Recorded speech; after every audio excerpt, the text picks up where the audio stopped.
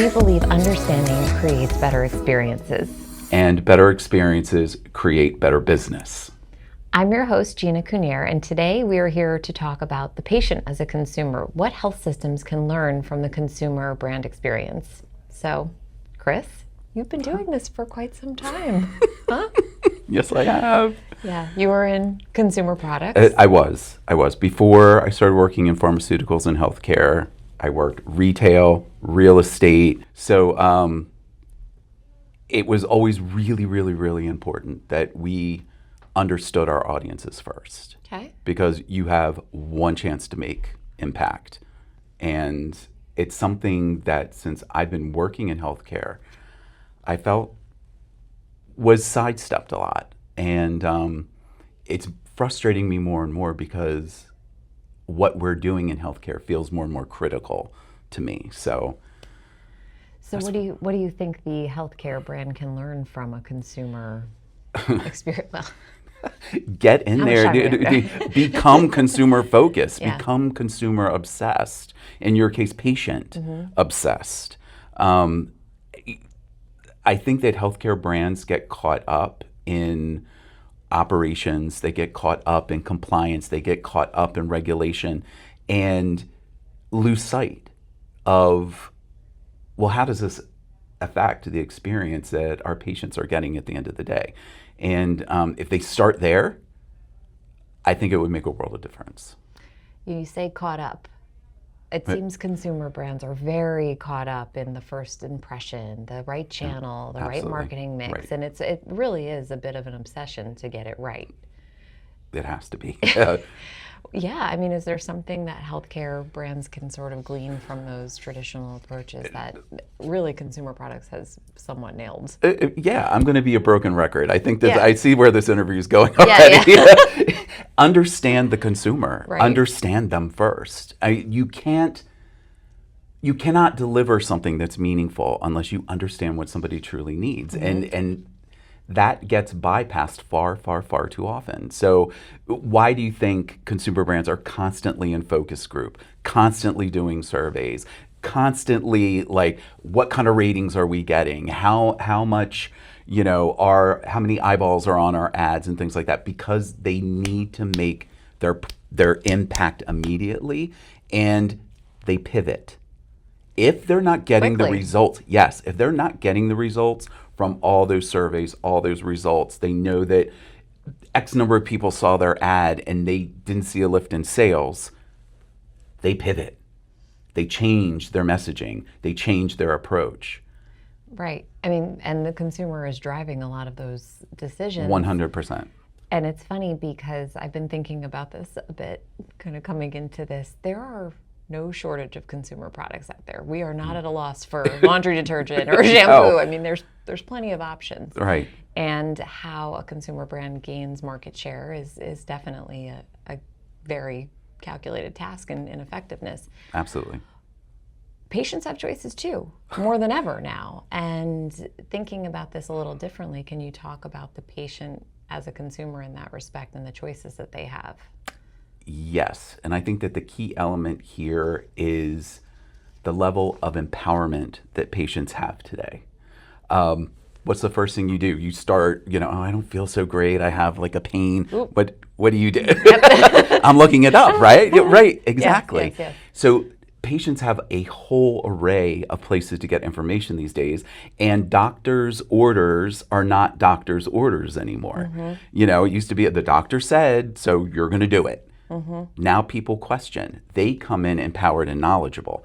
So the script has sort of flipped on the relationship of patients to their health care.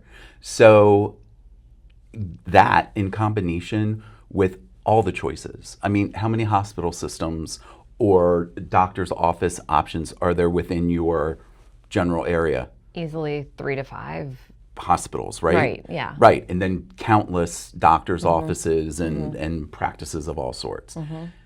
You get to choose. I mean, insurance aside, Sure. right? But you have choice. You have a lot of choice. And you're empowered. So what that means is that these healthcare systems now are in a competitive situation, just like any consumer good. That's a good point. Yeah, and regulation, compliance, all of those things, honestly, when you fall back on that as a healthcare system, I'm gonna call you out. I'm gonna tell you that's an excuse for not innovating. That's an excuse for not really digging in with your patient base and figuring out what they really need from you. He's going to call you out. I just did.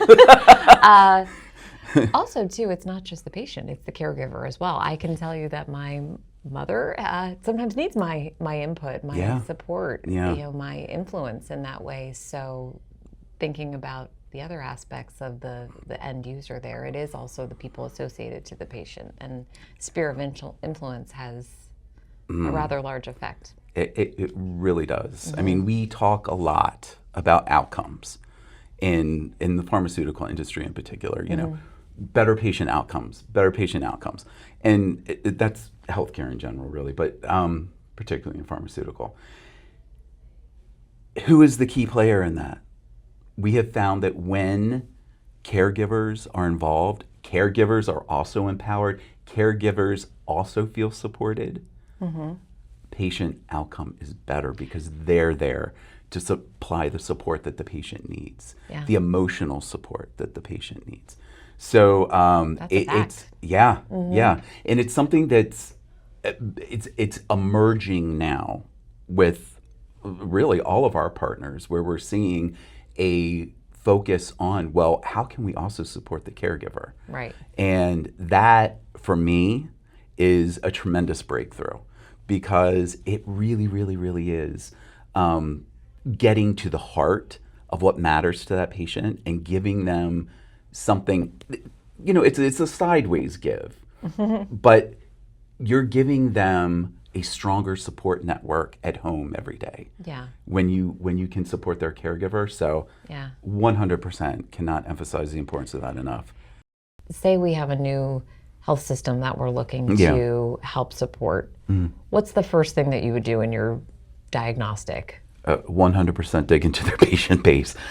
And note, I mean, are they rural? Are they urban? Are they, like, really understand who it is that we're trying to talk to, whose life or lives we're trying to affect. And what's their mission? What is their true North Star? The hospital system, you mean?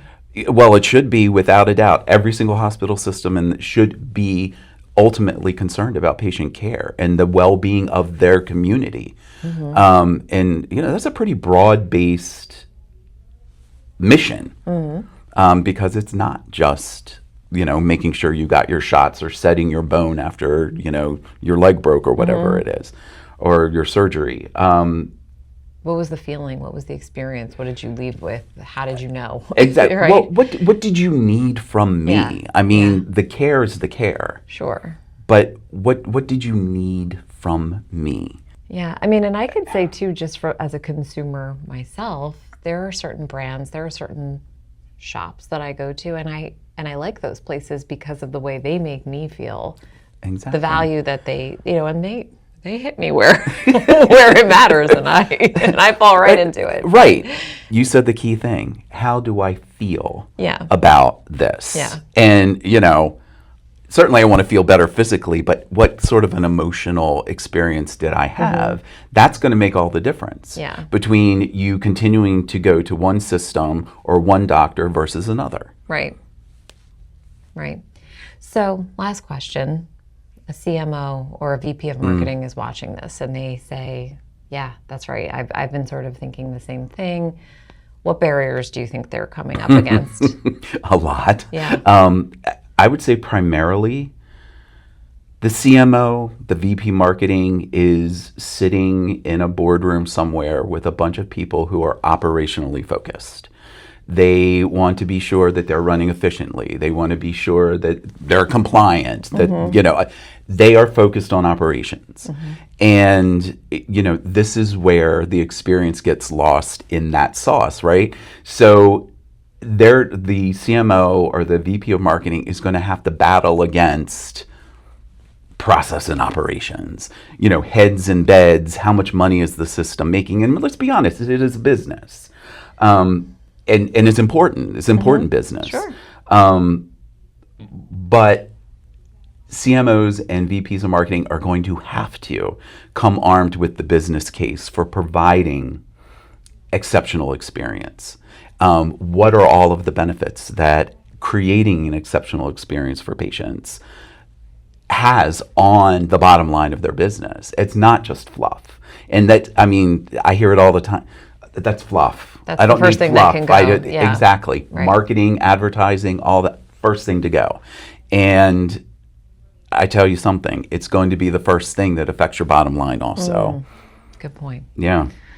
All right. Well, I think that's all the time that we have. So thank you for your Thank you. perspective. Thank you. And hope you tune in next time on The Point, where we really do believe that understanding can create a better experience.